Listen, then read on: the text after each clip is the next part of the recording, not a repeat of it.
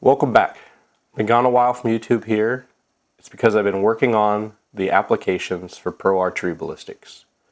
We've launched the iOS version and recently the Android version. Today, we're going to talk about the Android version, how to use the app, different features. Let's get into it. Once you open up the app and you purchase a subscription and get through the paywall, you'll come to the input page of the app. On the input page at the very top, you're going to have three buttons. Originally, the Load Setup 1 button will be in blue. The two other buttons will be grayed out. They are clickable to select them as options. What those buttons do is it loads those arrow setups. So each one of those buttons is saving different arrow setups. You'll fill out your arrow parameters in the fields. And then at the bottom, you'll see three more buttons that will say click to save values. These buttons allow you to save the data that you've entered in the columns above to any one of the three buttons above. It does not matter which button you have selected at top of the load setup.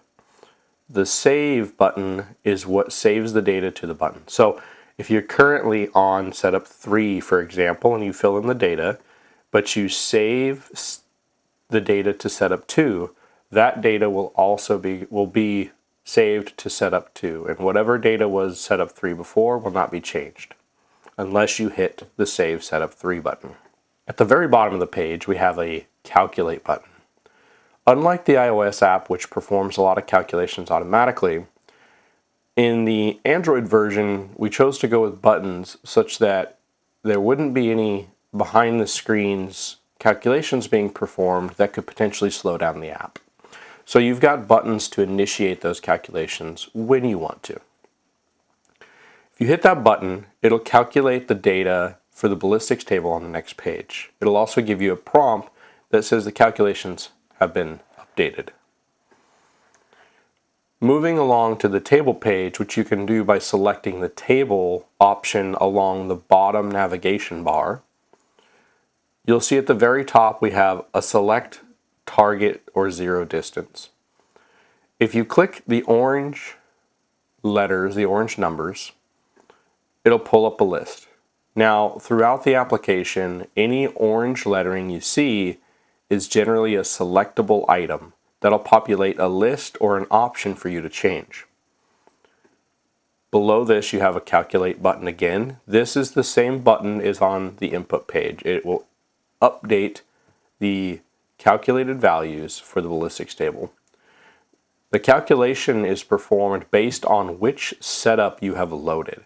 So your three buttons on the first page of 1, 2, and 3, you want to make sure you're on the setup that you're interested in. And this applies for all pages of the Android app. Once you've calculated your ballistics data, you can then select a drop value. And the next button in tan here is the calculate drop.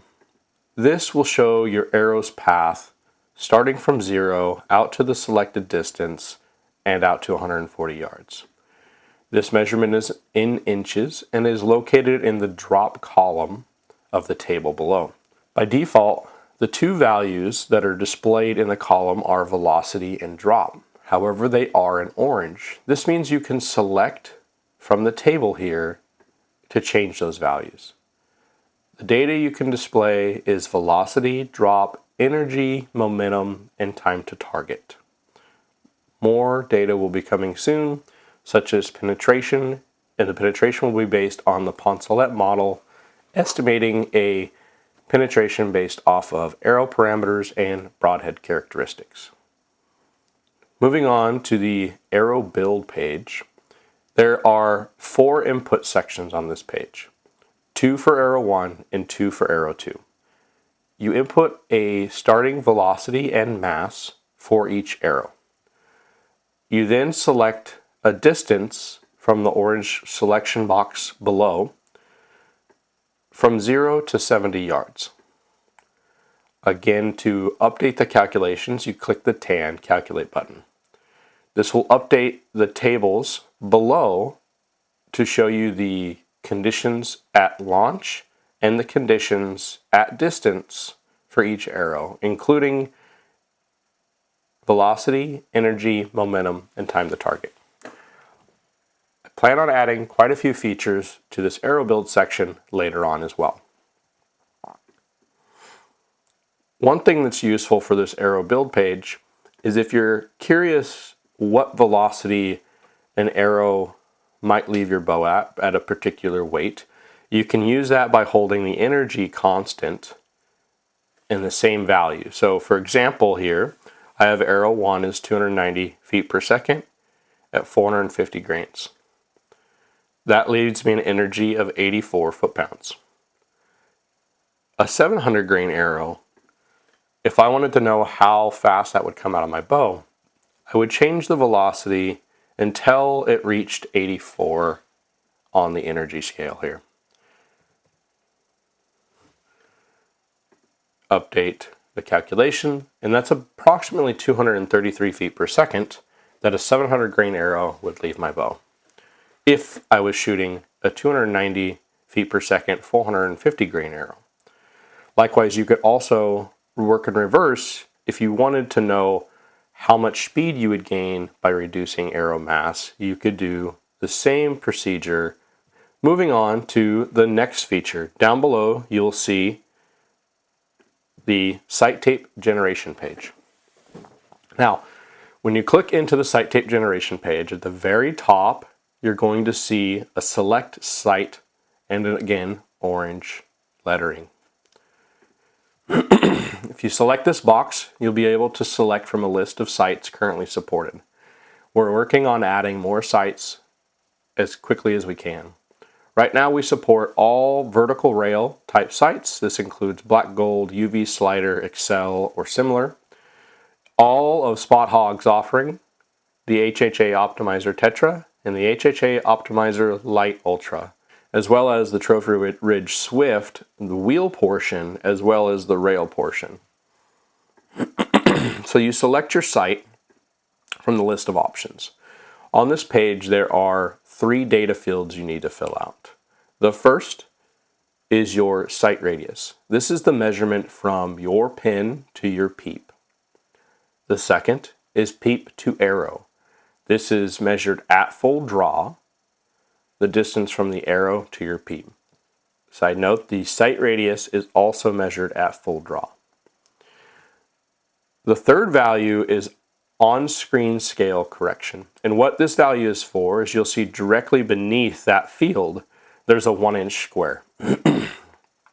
You need to change the on-screen scale correction until that square measures exactly 1 inch. So you want to change this value and measure the on-screen square to make sure it's set to 1 inch. Once you hit the calculate tape button located above that, all these fields are saved and you won't have to input them again. If you're just opening the app and you haven't calculated your ballistics data for the build that you have selected, you'll want to click the button that is beneath the select sight. This is to update values from drag model. It's good practice to do this every time you change something on this page to make sure that the ballistics data has been updated based on your inputs, as well as your sight selection.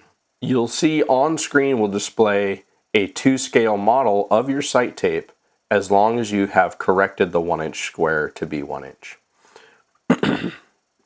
This is useful for comparing sights that you may already have. For example, sights that come factory with a lot of manufacturers' equipment, or to a sight that you're perhaps already using and you want to see how accurate this might be for your setup. One thing you can also do here is compare where broadhead impacts are hitting and adjust the drag coefficient in the more page to match broadhead flight. This would allow you to build a custom sight tape specifically for your broadhead and arrow setup combination. Below the square and along the side of the sight tape, you've got 3 color pickers. These allow you to change various colors of the sight tape to kind of customize what you would desire for site tape. Currently, we have the ability to change the tick color, the number color, and the background of the site tape. The last button on this page, located directly above the site tape itself, says click to share the site tape. When you click this button, it'll pop up another page which will show you the information that will be printed. This page is formatted to be an 8.5 by 11 letter size piece of paper. That way it should print without scaling directly from the phone. Information displayed on here will include your arrow velocity, mass, current elevation, the 1-inch square to confirm that the print did print correctly, as well as 3 site tapes. 2 that include numbers in a left and right tick orientation, and a third that is a larger single digit with 1 tick variation. Later on I will be adding a 4th that'll be a mirrored image of the single tape or the single digit tapes, as well as the density being used, the actual density value, which is what is most important rather than the elevation. Let's move on to the More page. When you click the More page, you're actually going to have 2 options that pop up. There are going to be 2 buttons that'll bring you to 2 separate screens. The top button will bring you to your advanced inputs, such as calculating elevation and the custom drag coefficient. So let's go there now. This advanced setting page, you also have your notes column where you can enter as many notes as you'd like. I plan on bringing the notes section into its own page here in the near future. But we have 2 values that we can change in here. The first is the drag coefficient. Now, for most field point arrows, 1.6 works for generally all those arrows. There's some behind the scenes calculations being done on your fletchings that are accounting for different fletching profiles and designs and shapes. The inner elevation section here allows you to enter an elevation value, and then the density will be changed based on that elevation. That's one way to calculate your density used in the drag model. The button directly below the inner elevation says calculate density from elevation. This uses your elevation value from above to calculate your density. Like I said, this is one way to calculate your density. Another way that is significantly more accurate is to use the phone's onboard sensors as well as temperature and dew point temperature from, for example, a weather application on your phone. To do that, the second button down that says click here to calculate current density / altitude. When you click this button, you'll populate to another page. On this page, the top button will say click here first to get pressure. This starts reading pressure from the phone's sensors. So this is the absolute pressure at your location measured from the phone's onboard sensor. You can then enter your temperature in Fahrenheit and your dew point temperature in Fahrenheit. Dew point is related to humidity, but it's much more stable. And so this calculation, because dew point doesn't change throughout the day very significantly, allows the calculation to be very accurate. And then you only need to vary your temperature parameter throughout the day as it increases or decreases in temperature will change your density. However, if you're not changing elevations, the amount that changes is not significant. Below this, you're going to have 2 buttons. The first button will calculate the density from these inputs and return you to the More page. That's your advanced options. The second button will return you to the Shoot For page, which we'll talk about in a second. So let's go back to the More page. On the More page, now that we've clicked the second button down, the Calculate Current Density, we're going to click the Click to Save Calculations. This will save the density that we have determined from our inputs as our new density value. And this is saved to our, what's behind the scene is going to be known as the sight in density value. And that is displayed on the screen here directly below calculate density from elevation. The reason this is important is when we use our shoot for calculator, we don't want to change this density value. This density value is going to match our sight tape. Below this we have our notes. Like I said, I'm going to move this to a separate page soon, but the format will be the same. You have a box where you can input note values. As you add note values, the box that you input the notes into will grow. Below this you have click to save the notes. This will save your text that you've inputted to storage. Below that you have a link to open YouTube tutorials such as this one. And below that there's a web link to a website to estimate arrow speed if you do not have a chronograph. My recommendation is to use a chronograph. If you do not have one, perhaps reach out to your local shop and see if you can get an accurate measurement of your arrow speed. Okay, let's move on to the shoot for calculator. So the newest feature that I've added to both iOS and Android here. This is an instant shot calculator. And what that means is you can enter your shot parameters. For example, if you're at a attack event and you have a shot on a bighorn that's 60 yards in a 25-degree downhill slope with a 5-mile or 10-mile-an-hour wind in your face, and you want to know what to aim for, this is what you're going to use this for. The first thing you want to do is you want to click the button at the very top that says determine my current density. The reason this is important is it's going to compare the density that we used on the advanced page to determine our sight tape and compare it to the current density we're at. This allows us to know, based on the current ambient conditions, would our arrow naturally hit higher or lower than what we're sighted in for. You're going to go through the same procedure here on the density calculation page, but instead of hitting return to the more page, you're going to hit return to the shoot for page. Now if you hit the wrong button, it's okay. The more page doesn't save any calculations until you hit save that calculation. So let's return to the shoot page. Below the calculate density, we have enter our line of sight, LOS, shot distance. So this is the distance from you to the target, not accounting for angle. Do not use angle compensated distances in here. The app is going to generate those distances for you. Below that we have shot angle. Like I said, enter it in degrees. You can estimate this, or you can use your rangefinder if it has an output in degrees. Later on, we'll be adding a feature to use the phone to determine what that degree is. There are many apps out there that you might be able to use currently where you can use your phone as a level and use the edge of the phone to determine that angle by looking at the target. Let's assume that we're going to shoot a 25-degree angle for this scenario here.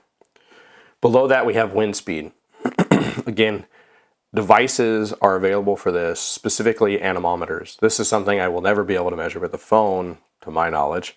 But anemometers are fairly reasonable devices. Something in the $50 range will get you a very good anemometer that will also be able to give you the current temperature and dew point temperature for the density calculations. So let's assume a 5-mile-an-hour wind speed. Below that you have select wind angle in orange. Again, this is a selectable list. I've set this up like the hands of a clock. Now, a headwind would be a wind that's coming into your face. And that is if you're looking at the target, so if the camera here is my target, and the wind is coming from the camera to me, that would be a 12 o'clock wind. We'll follow clockwise from your perspective around to determine wind orientation. So a 6 o'clock wind would be a wind that is at your back blowing towards the camera. Likewise, we have right to left winds, left to right winds, and so on. So know that the wind starts here and goes around here in our list of selectable wind angles. So let's select a 2 o'clock right to left. So that would be a wind coming from approximately here at me and going this direction. Now there's two buttons you need to click to determine the shot distance and the wind drift. You're going to click in order from top to bottom. It says click here first. That updates the drag model to these values we've inputted. And then the second is to calculate the shoot for distance. So I originally had put in a 40-yard shot, 25-degree angle with a 5-mile-an-hour headwind at a 2 o'clock angle. So that gives us a shoot for distance of 37.3 yards and a wind drift of approximately ½ an inch. Now, the wind drift calculations are a difficult calculation to be 100% accurate on because we don't know how the pitch of your arrow will change as it's impacted by wind due to the increased amount of drag that the fletchings have over the rest of the shaft. So this is something I would suggest playing with and determining where it is for you. And I would love feedback on that if you're finding that it is underestimating or overestimating the wind drift. I'd love to hear it. The shoot for distance, however, that'll be accurate to within 1/3 of a yard. So that sums up pretty well the Android application here.